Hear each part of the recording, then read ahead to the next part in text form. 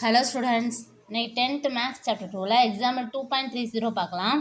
So கொஷினில் என்ன கொடுத்துருக்காங்கன்னா மதர் டிவைட்ஸ் 207 rupees. ஸோ 207 rupees-ஐ 3 childrensக்கு டிவைட் பண்ணி கொடுத்துருக்காங்க. ஸோ அமௌண்ட் வந்து ஏபியில் இருக்குன்னு சொல்லியிருக்காங்க. Next product of two least amount, ரெண்டு அமௌண்ட் லீஸ்ட் அமௌண்ட்டை மல்டிப்ளை பண்ணும்போது 4623 கிடைக்குமா. ஸோ அந்த அமௌண்ட் என்னன்னு கண்டுபிடிக்கணும். ஓகே,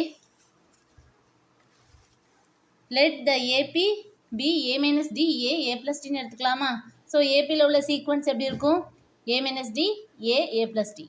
ஸோ 3 அமௌண்ட் சொன்னதுனால 3 வேல்யூஸ் எடுத்திருக்கோம். So sum of amount is 207 rupees-ஆ.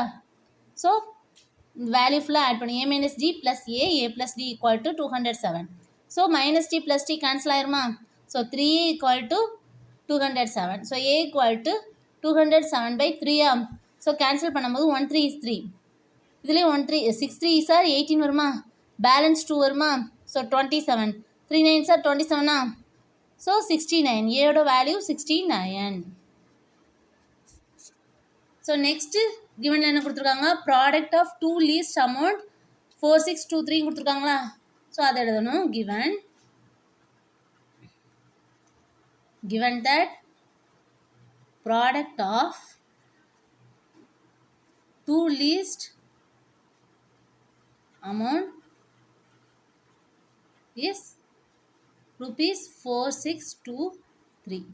ஸோ ஏதாவது லீஸ்ட் அமௌண்ட்டை மல்டிப்ளை பண்ணும்போது 4623 கிடைக்கும். ஸோ இந்த நம்ம 3 வேல்யூஸில் எது லீஸ்ட் அமௌண்ட் ஏ மைனஸ் டியும் ஏயும் தானே. ஸோ அதை ரெண்டையும் மல்டிப்ளை பண்ணணும்.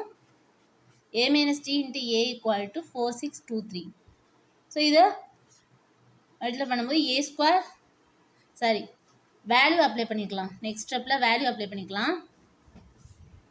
A minus D into A equal to 4623 இருக்குமா. இதில் ஏவோட வேல்யூ அப்ளை பண்ணிக்கலாம். 69 minus D into 69 equal to 4623. So இந்த மல்டிப்ளை இருக்குது 69 டிவைடில் வந்துருமா. So 69 minus D equal to 4623/69. So cancel பண்ணும்போது 3 டேபிளில் கேன்சல் பண்ணலாமா. 3 2 சார் 6 3 3 சார் 9. நெக்ஸ்ட்டு 1 3 is 3, பேலன்ஸ் 1-ஆ. 5 3 சார் 15-ஆ. ஸோ இதில் பேலன்ஸ் 1 வரும்போது 4 3 சார் 12. 1 3 is 3. ஸோ 1541/23 வரும். ஓகே, ஸோ இது கேன்சல் பண்ணும்போது